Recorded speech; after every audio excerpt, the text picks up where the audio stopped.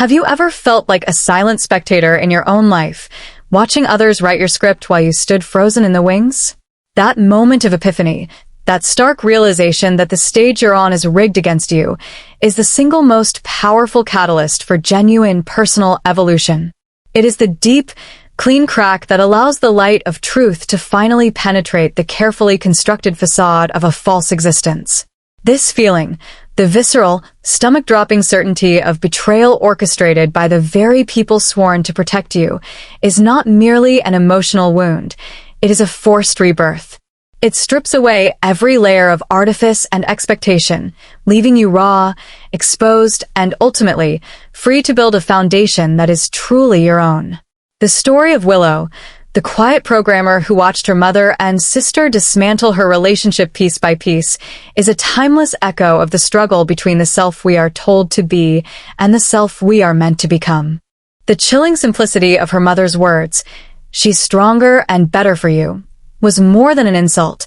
It was a societal judgment, a declaration that intellect and quiet competence were merely background noise to the dazzling, pre-approved performance of feminine charm and social utility embodied by Scarlet.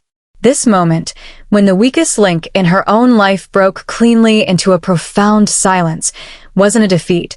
It was the genesis of a grand, self-directed act of creation.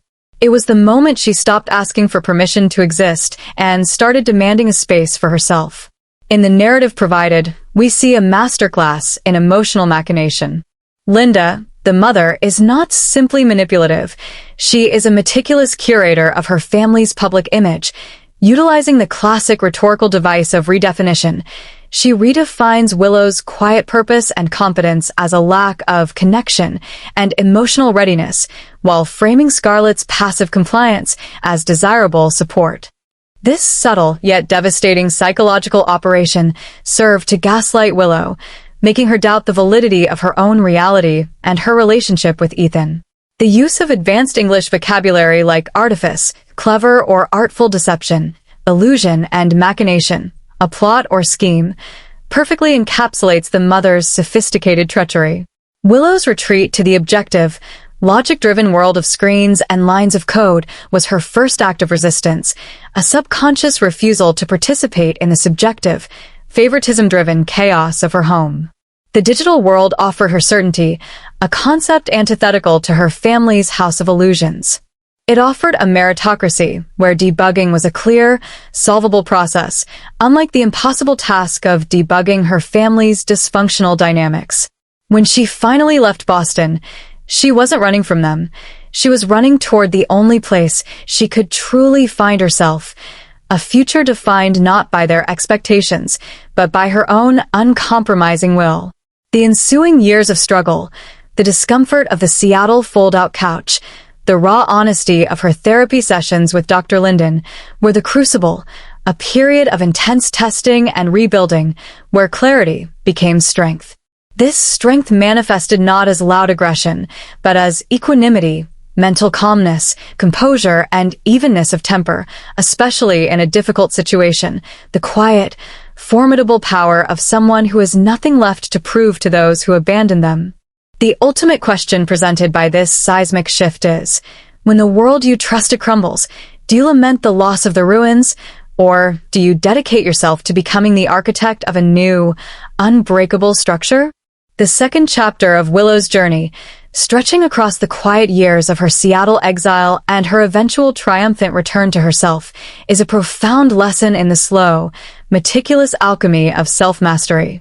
The journey from the girl who packed a small bag to the woman who hosted a grand party in her own Lakeview home wasn't measured in distance, but in the psychological space she created between herself and the trauma.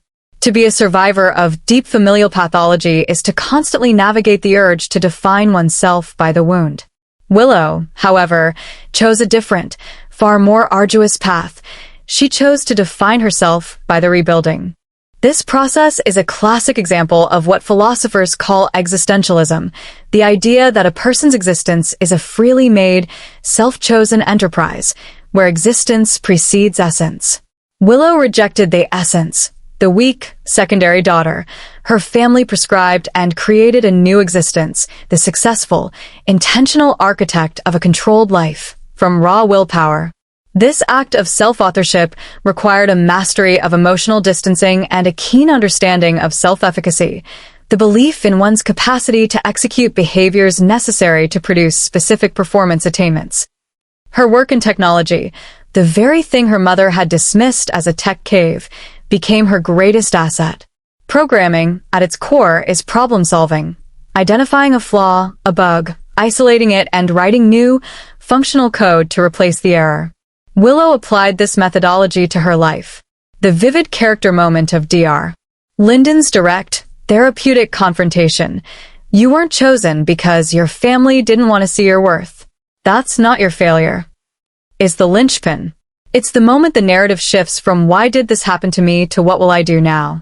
This psychological turning point enabled Willow to transform her anger into clarity and then, most crucially, into peace.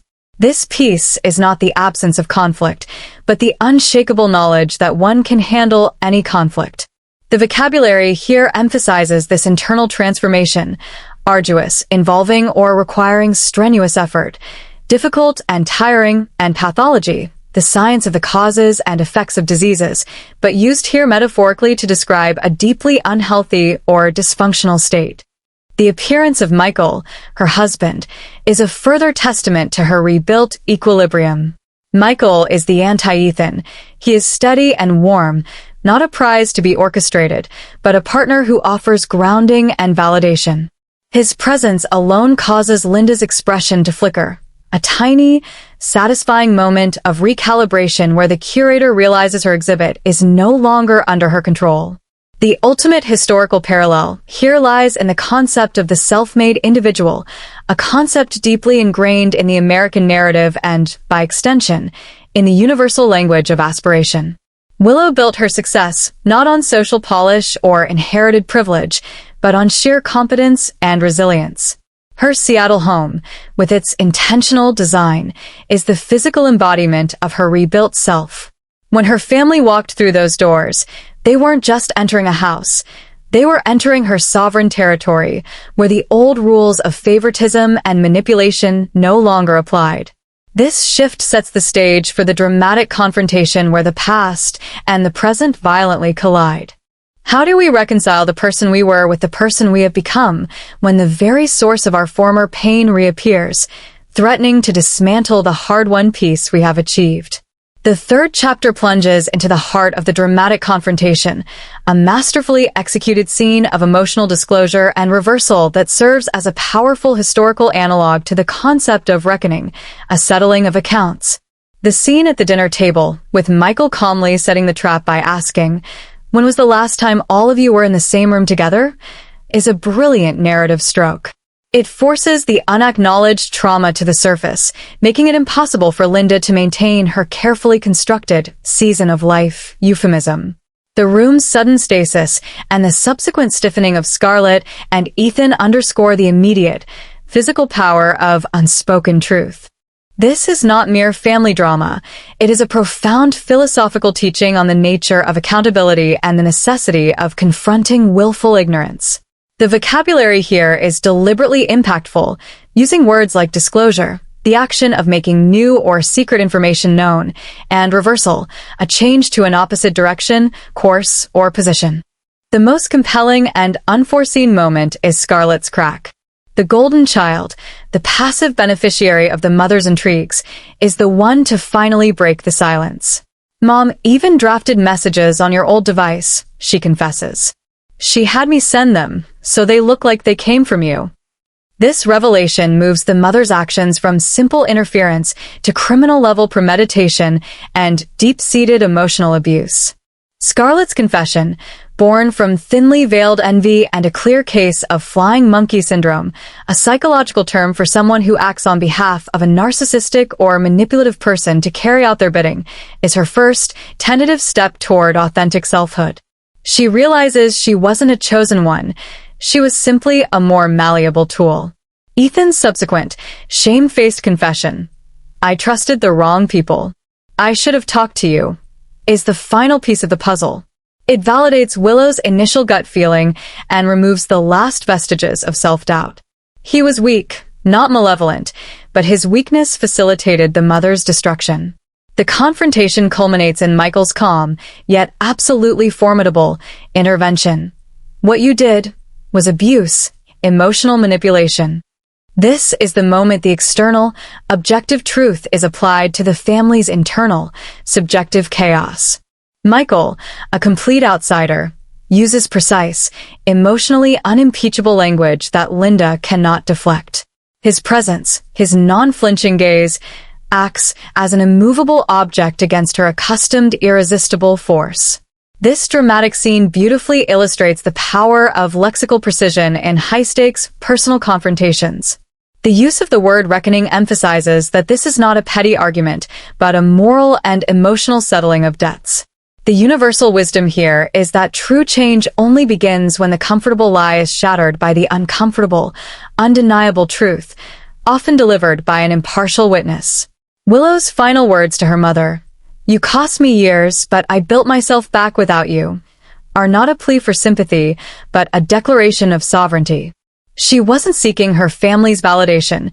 She was demanding their acknowledgement of her self-earned emancipation. Why is it often an outsider, like Michael, who has the clarity and strength to name an injustice that the victims themselves have lived with for years? The fourth chapter explores the profound and often overlooked aftermath of a major emotional cataclysm, focusing on the subtle, difficult work of reparation and the strategic application of boundaries. The physical departure of Linda and the subsequent, lingering presence of Willow's father mark the beginning of a true, albeit unstable, shift in the family's dynamic. The father's quiet, regretful words by the lake, "I spent so long trying not to make waves that I forgot how to protect the people who needed me most," reveal a classic form of complicity often found in dysfunctional systems, the failure of the passive observer. His inability to make waves is a deeply resonant historical and personal failure, symbolizing the millions who prioritize superficial peace over moral integrity. His admission is a difficult act of penance, a slow, painful turning from omission, the act of leaving something out or failing to do something, to remorse, deep regret or guilt for a wrong committed. This newfound honesty, described as fragile but real, is the only basis for a repaired relationship. The most surprising element of this phase is the transformation of Scarlet. Her decision to leave Ethan, to find a nothing glamorous job, and to intentionally choose her life outside of her mother's gilded cage is the most powerful testament to Willow's confrontation. Scarlet's whispered apology, "I'm done letting her control me," is her declaration of independence. She realizes the golden child status was not a gift, but a heavier, more restrictive form of control than Willow's supposed status as the weakest link. This provides a powerful, modern relevance to English learning through the exploration of idioms like a gilded cage, a seemingly beautiful or luxurious place that is restrictive and limits freedom. Scarlet was not truly free until she accepted the mundane, difficult work of self-determination. This entire arc highlights a crucial philosophical teaching. Forgiveness is not mandatory, but establishing clear, unmovable boundaries is non-negotiable for true self-preservation. Willow's decision to relegate her mother to the perimeter of my life where she could no longer wound me is not petty revenge. It is a surgical act of self-care and a defining display of emotional maturity. Her choice to frame her triumph not as winning because they lost, but as winning because I healed, encapsulates the highest form of humanistic wisdom. Her success is not contingent on their failure. It is the unassailable evidence of her own internal victory. The years of trauma and rebuilding are synthesized into a single, profound truth. The schemes of others did not break her. They revealed her. They exposed the raw, fundamental strength that lay beneath the surface of the quiet, bookish programmer. This final step is the ultimate redemption arc, not for the family but for the self that was nearly destroyed by them. Considering the complexity of family healing, how does one distinguish between a genuine act of reparation from a manipulative effort to simply regain control or influence? The concluding chapter is not an ending but a powerful, aspirational coda, a formal reflection that distills the entire emotional and intellectual journey into a final statement of universal wisdom and a call to action. Willow's reflection, "I don't think about the betrayal. I think about the rebuilding," is the definitive summary of her metanoia, a profound, fundamental, and usually spiritual change of mind, a radical transformation. She has successfully reframed her trauma from a defining event to a catalytic force. This is the philosophical teaching at its most potent. Our past wounds do not determine our future unless we allow them to. We are, at all times, the primary authors of our own subsequent narrative. The language here must be soaring, using powerful, inspiring vocabulary like unassailable, unable to be attacked, questioned, or defeated, and coda, a concluding passage of a piece or movement, forming an addition to the basic structure. The modern relevance of this story to English learning is immense. The entire narrative is a demonstration of how a rich vocabulary and a mastery of idiomatic expression can be used not just for communication, but for the articulation of deep internal states and complex interpersonal dynamics. Words like machination, equanimity, pathology, and sovereignty become tools for psychological self-analysis and empowerment. They provide the precision necessary to identify emotional threats, like her mother's gaslighting, and define hard-won victories, like Willow's emancipation. The final takeaway is the ultimate universal wisdom. Self-authorship is the only true form of power. Willow didn't need her mother's approval to be chosen. She simply chose herself. She transformed the passive role of the unchosen into the active, powerful role of the architect. The best revenge is indeed not revenge at all. It is the construction of an entire, beautiful life that is completely immune to the control and judgment of those who sought to diminish you. Her concluding call to action, encouraging others to share their stories of rebuilding, closes the loop, turning her personal journey into a shared experience of resilience. Her final statement, "Sometimes the best revenge isn't revenge at all. It's becoming everything they said you couldn't be," is a profoundly moving and motivational message that leverages the power of language to inspire personal growth. It is a testament to the fact that the greatest monument to our own worth is the life we build once we stop waiting for others to see it. How can we, in our daily lives, consciously shift our internal dialogue from focusing on the betrayal we suffered to celebrating the rebuilding we achieved?